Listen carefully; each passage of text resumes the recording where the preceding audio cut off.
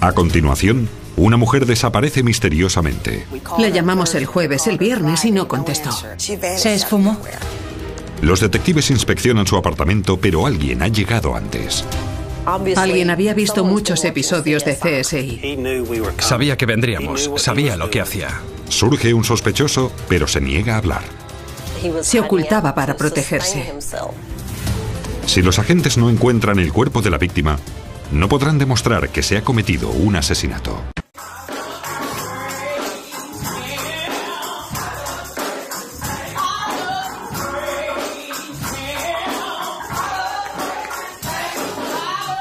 La misa dominical en la iglesia Golden Gate, en Fort Worth, Texas, eran una parte importante en la vida de Glenda Furch.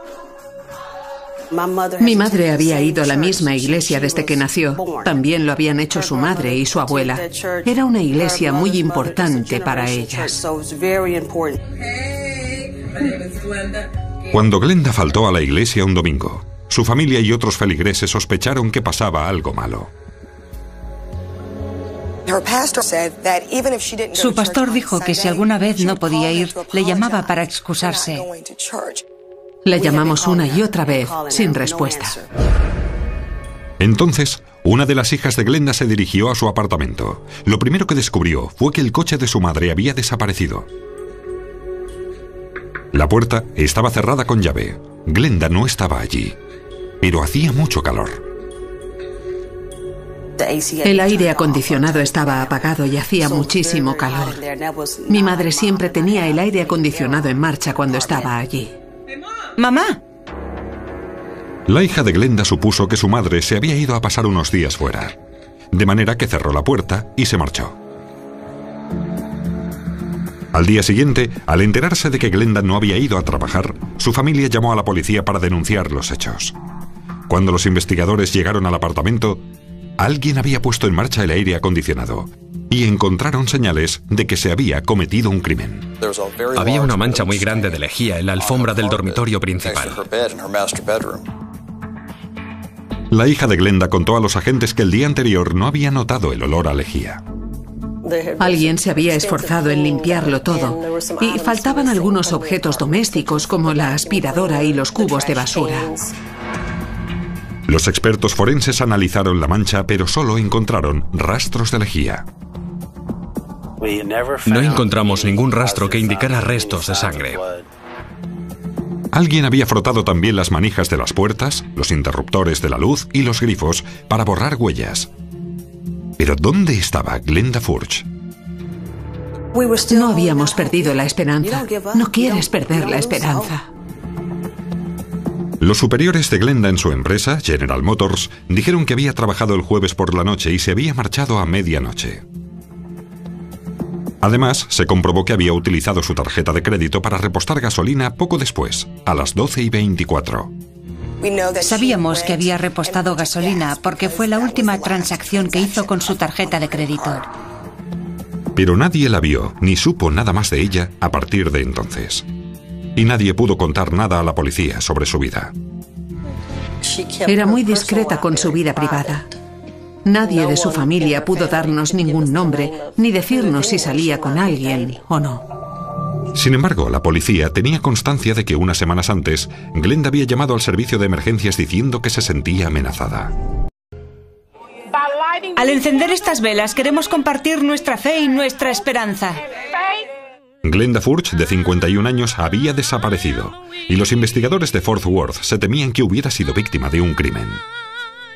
Era una mujer normal y corriente, que regresaba a su casa después del trabajo, que nunca había hecho nada malo ni se había metido en líos, y de repente se había esfumado. La vida de Glenda giraba alrededor de su trabajo en General Motors, de sus 2 hijas y de sus nietos. Le gustaba viajar de vez en cuando. Le encantaba estar con sus nietos, ir a la iglesia, salir de compras y estar con su familia. Era muy importante para ella. Los investigadores descubren que Glenda Furch había llamado a la policía semanas antes de su desaparición para denunciar un incidente sospechoso. Solo quiero notificar que la semana pasada un individuo llamó a mi puerta. Cuando le pregunté quién era, solo empezó a divagar sobre algo que quería enseñarme. Le dije que no estaba interesada y él me contestó: por favor, deme una oportunidad, solo quiero una oportunidad. Estaba allí plantado, rogándome que le abriera. En aquella época se habían producido varios allanamientos de morada en Fort Worth. Los ladrones llamaban a la puerta o la derribaban a patadas.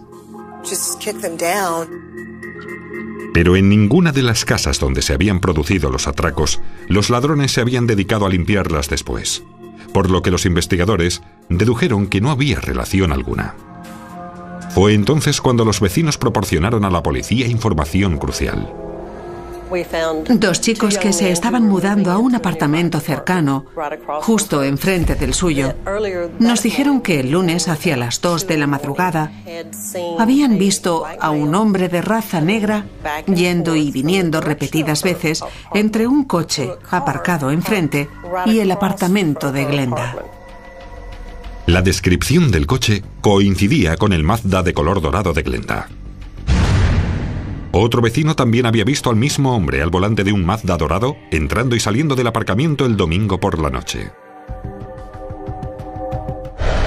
Y el lunes, temprano por la mañana, otra vecina había visto a un hombre que encajaba con la misma descripción saliendo del apartamento de Glenda.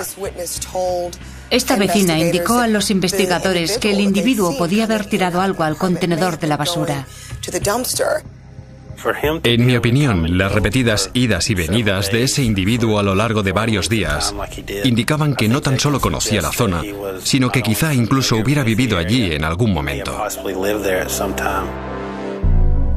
Los técnicos forenses vaciaron el contenedor y registraron el contenido de docenas de bolsas de basura. 5 de ellas contenían objetos del apartamento de Glenda. Si la familia hubiera esperado hasta el martes, en lugar del lunes, para llamarnos, los basureros habrían vaciado el contenedor el martes por la mañana y se habrían llevado todas las pruebas. En una de las bolsas, encontraron el recibo de la gasolinera donde Glenda había repostado el jueves por la noche. Eso indicaba que Glenda había estado en su casa la noche del jueves o parte de ella. Tuvimos la sensación de haber topado con un filón cuando descubrimos todo lo que habían tirado en el contenedor. En la bolsa de basura también había latas de refrescos vacías y productos para la limpieza, entre otros una botella de lejía vacía. En otra bolsa apareció una de las blusas de Glenda abierta por la espalda de arriba a abajo. Cuando ves ropa así, sopesas si se trata de una agresión sexual. Uno de los policías que investigaban el caso dijo: no sabemos qué ha pasado, pero es algo muy grave. Los investigadores también encontraron otra pista en la basura. Encontramos cinta aislante usada y un rollo de cinta aislante sin usar.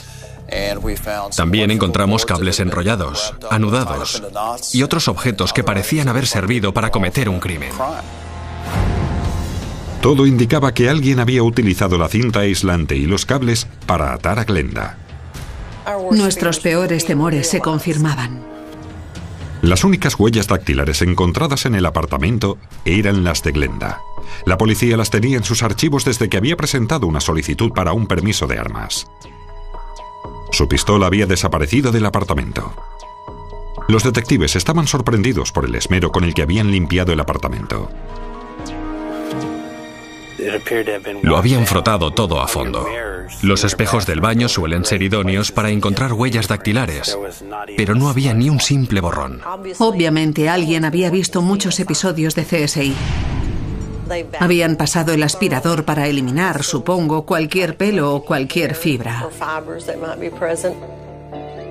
Y al parecer, la persona que había pasado el aspirador se lo había llevado consigo. Solo queremos saber qué ha pasado. Si alguien sabe algo, que contacte con nosotros. Hoy me ha tocado a mí. 5 días después de la desaparición, alguien llamó a la policía para informar de un incendio en un túnel de lavado a 50 kilómetros de Fort Worth. Se ha incendiado un coche, me parece. ¿Un incendio? No cuelgue, señor. Le paso con los bomberos. Al llegar, los bomberos encontraron un Mazda de color dorado envuelto en llamas. Era un incendio provocado con acelerante.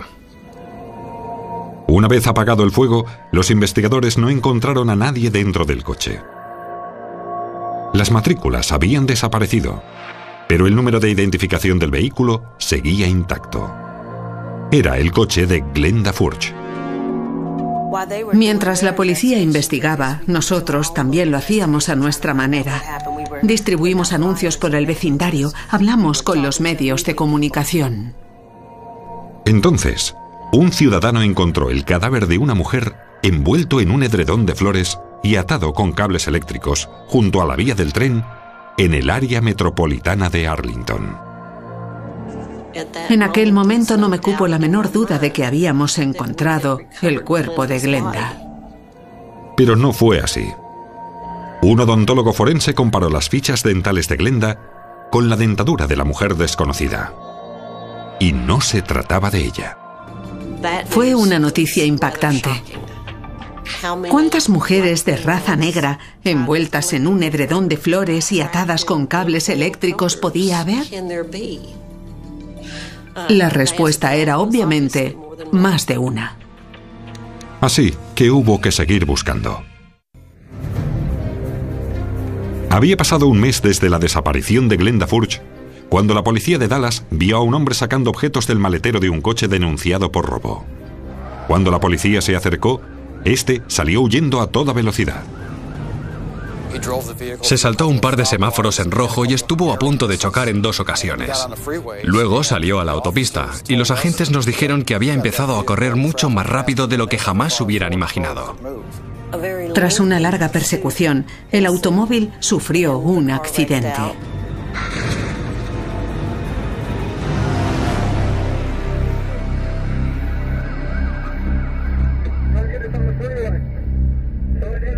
La policía detuvo al conductor por huir de las autoridades y por conducir un coche robado. El detenido era Rodney Owens, de 40 años, un desempleado con una larga carrera delictiva. Rodney había sido expulsado del ejército. Había atacado a su superior, algo muy poco recomendable. La investigación reveló numerosas órdenes de detención contra Owens, acusado de agresiones con agravantes cometidas contra su exnovia. La exnovia de Owens contó a la policía que había amenazado con matarla.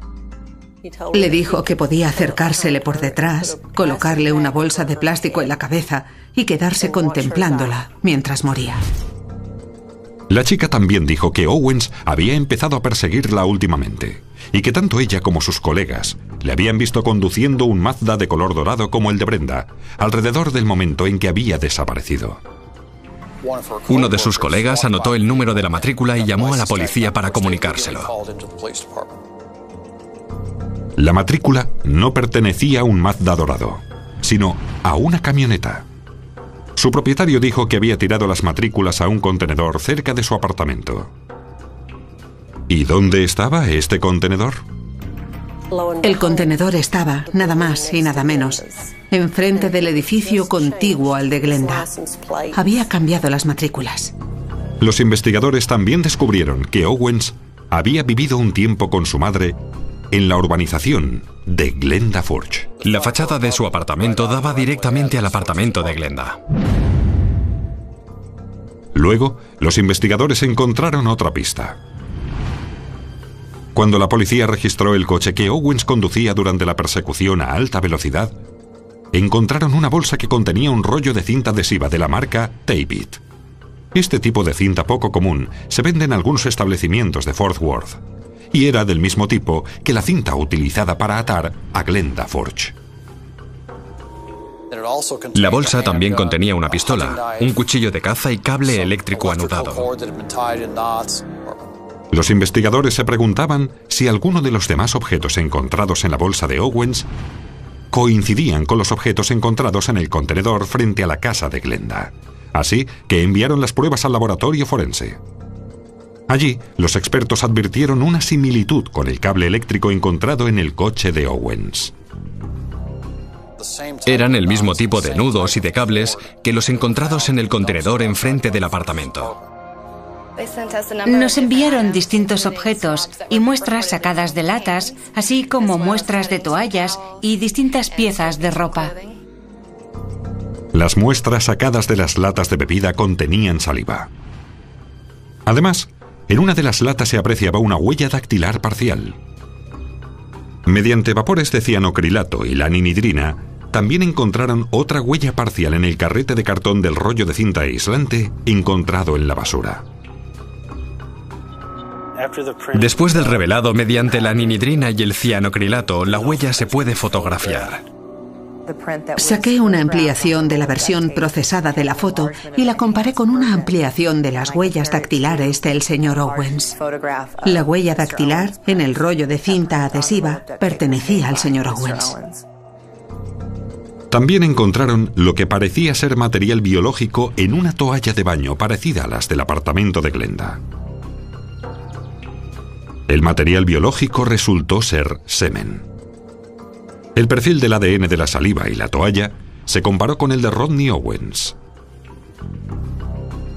El resultado no sorprendió a nadie. La saliva de las latas eran idénticos al ADN que obtuve de Rodney Owens. El ADN de la mancha de esperma en la toalla era idéntico al de Rodney Owens.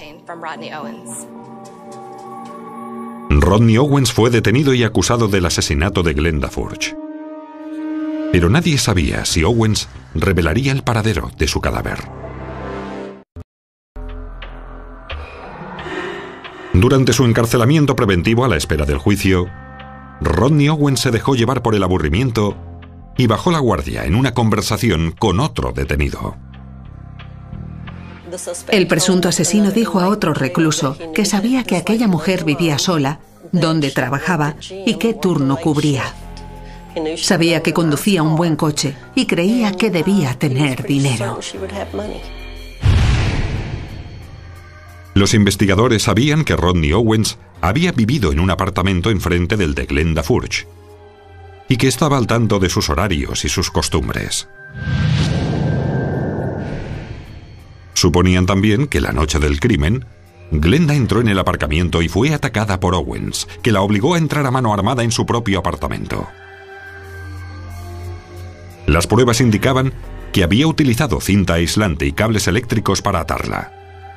La había violado y a continuación la había asesinado. Luego robó todo el dinero y objetos de valor que pudo encontrar. Envolvió el cuerpo de Glenda con unas sábanas y la metió en su coche. Nadie sabía, sin embargo, qué había hecho con su cuerpo. La hija de Glenda había pasado por el domicilio de su madre el domingo. Owens regresó el domingo por la noche y dedicó varias horas a limpiar el apartamento, borrando las huellas dactilares y pasando el aspirador para eliminar cabellos y fibras. Luego se marchó llevándose el aspirador. Owens tiró al contenedor casi todos los objetos que había empleado para cometer su crimen. Pero había dejado huellas parciales en un trozo de cinta aislante y una lata de refresco. También dejó su ADN en la lata y material biológico en una toalla, encontrada más tarde por los investigadores. Al tirarlo todo en el contenedor, Owens encontró las matrículas desechadas por otro vecino y las puso en el coche de Glenda.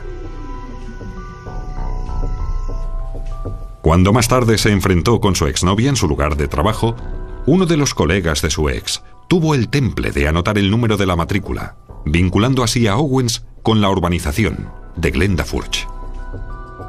Cuando Owens pegó fuego al coche de Glenda, ya había dejado cantidad de pruebas incriminatorias en el contenedor frente al apartamento de Glenda. Seguimos sin saber cómo murió Glenda Furch, pero aquella huella dactilar y las muestras de sangre y de semen permitieron sustentar la acusación. Bastaban para saber que se había cometido un crimen. Algo sexual ocurrió, pero no puedo asegurar que se produjera una violación. Nos has quitado una madre, una abuela, la hija de alguien. Y eso no es justo. La defensa del presunto asesino se basó en la ausencia del cadáver. Nadie podía demostrar que Glenda Furch estuviera muerta. Pero uno tras otro, numerosos testigos declararon que Glenda Furch no abandonaría jamás de aquella forma a su familia, su iglesia y su trabajo. Además, Owens tenía un móvil muy sencillo. Necesitaba dinero. Su historial delictivo no era violento, pero al no tener dónde vivir ni nadie que le mantuviera, su comportamiento fue escalando de forma violenta. ¿Puede darnos su veredicto? Este jurado declara al acusado culpable de... Un año después de la desaparición de Glenda Furch, Rodney Owens fue declarado culpable de su asesinato y condenado a cadena perpetua. Le ofrecieron una condena más leve si revelaba el paradero de los restos mortales de Glenda, pero rechazó el trato. Lo más difícil es la incertidumbre, no saber. O sea que hoy en día seguimos sin saber, en la incertidumbre. Y es muy duro. Era como una red. Teníamos los objetos encontrados en el contenedor, su ADN combinado con los objetos de Furch. Era una red muy intrincada que nadie hubiera podido desvelar sin la ciencia forense. No sabía nada de la ciencia forense. Sabía un poco por la televisión, pero no estaba nada familiarizada.